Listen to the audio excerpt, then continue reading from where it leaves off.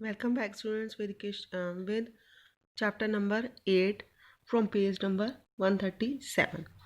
Okay, to study cell structure in cheek cell. अब cheek cell में अपने cell की स्टडी करेंगे, किस टाइप से दिखती है वो. Take a clean microscopic slide and put a drop of water on it. एक क्लीन माइक्रोस्कोपिक स्लाइड लेंगे, उसके ऊपर वाटर ड्रॉप डालेंगे. The teacher will provide you cotton bud from a freshly open pack. ठीक है, आप एक फ्रेशली ओपन पैक से आप एक कॉटन बड को यूज़ करोगे. Gently wipe the lining of your cheek with one end of the cotton bad. अब आप gently wipe the lining of your cheek with one end of the cotton bud. अब ये जो लाइनिंग होती है यानी कि इसकी जो आउटसाइड है उसको आप किस तरह से सेट करोगे, कॉटन बड से धीरे धीरे उसको सेट करोगे. ठीक है, केयरफुली सेट करोगे. Smear the cotton bud over the centre of a slide. अब ये जो स्लाइड है इसके पूरे सेंटर में आप इस कॉटन बड को रखोगे. Immediately dispose of the cotton. अब उस कॉटन को आप डिस्पोज ऑफ कर दोगे but into beaker of disinfected provided by the teacher. अब किस में डिस्पोज करोगे, आपको एक डिसइंफेक्टेंट दिया जाता है, एक सॉल्यूशन होता है जिसमें आप उसको डिसइंफेक्ट कर सकती हो. ठीक है, ताकि उसमें कोई जर्म्स या बैक्टीरिया वगैरह ना लगे. उस कॉटन को आप उसमें डिस्पोज कर सकते हो. Put a drop of methylene blue stand on top of the smear. अब इस स्मेयर के ऊपर आप क्या डालोगे, मिथाइलिन ब्लू.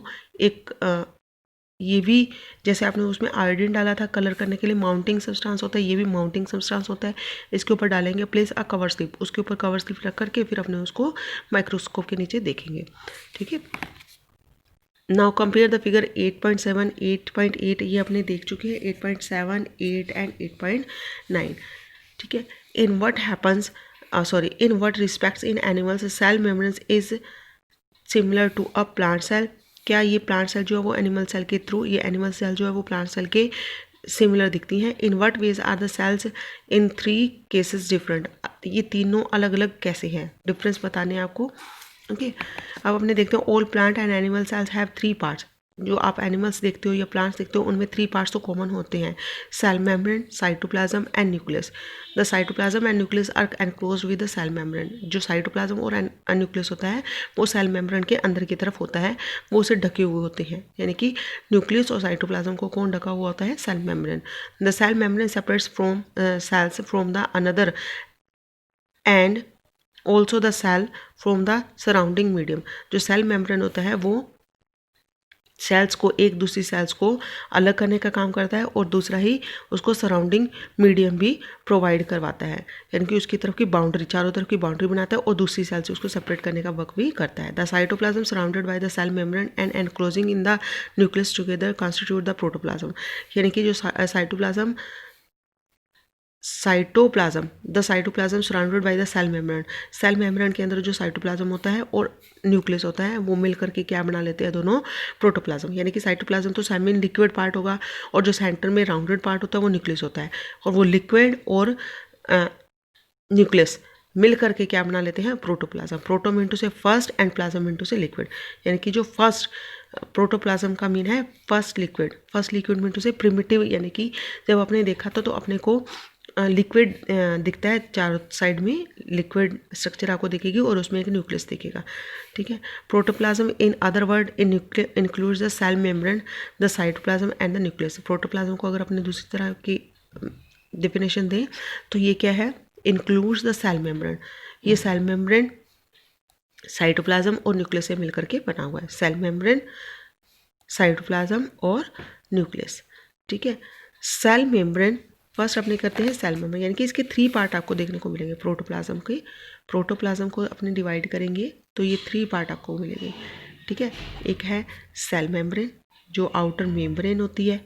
ठीक है, और उसके बाद उसमें होगा एक न्यूक्लियस और फिर थर्ड क्या होगा, इसमें एक साइटोप्लाज्म जो सेमी सॉलिड पार्ट होता है.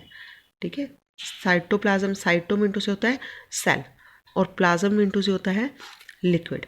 सेल का जो लिक्विड पार्ट होता है उसको साइटोप्लाज्म बोलते हैं. ठीक है, और प्रोटोप्लाज्म किसको कहते हैं, इन तीनों को मिलाकर के उसको क्या बोलते हैं, प्रोटोप्लाज्म बोलते हैं. अब सेल मेम्ब्रेन की अपने बात करें, just as a house has a wall around it. जैसे अपने किसी घर को देखते हैं तो उसके चारों तरफ जो वॉल होती है वो एक बाउंड्री बनाती है. Similarly the cell has a protective cover called the cell membrane. इसी तरह जो सेल मेम्ब्रेन होती है वो भी सेल को एक प्रोटेक्टिव मेम्ब्रेन प्रोवाइड करवाती है, प्रोटेक्टिव बाउंड्री बनाती है उसकी, ठीक है। This is also called the plasma membrane, इसको प्लाज्मा मेम्ब्रेन भी बोलते हैं। सेल मेम्ब्रेन को क्या बोला जाता है, प्लाज्मा मेम्ब्रेन भी अपने बोल सकते हैं। It is made up of the cells membrane perform the following function, ये किससे बनी होती है, it is made up of lipoprotein, ये जो सेल मेम्ब्रेन होती है वो लिपोप्रोटीन से मिलकर बनी होती है। लिपो मीन से lipid plus protein. There are many tiny holes in the cell membrane, cell membrane के छोटे छोटे होल्स भी होते हैं। The cell membrane perform the following function, cell membrane different type के फंक्शन प्रोवाइड करवाती है। फर्स्ट है it give shapes to the cell, ये सेल को शेप देती है, प्रोटेक्शन देती है। It controls the entry and exit of the materials from the cell, ये सेल में अंदर एंटर करने वाले और सेल से आउट होने वाले जो मटेरियल्स हैं उनके ऊपर कंट्रोल भी करती है। Therefore it is also called said to be semi permeable membrane, इसलिए आपने इसको सेमी परमिएबल मेम्ब्रेन भी बोल सकते हैं, या फिर सिलेक्टिव परमिएबल।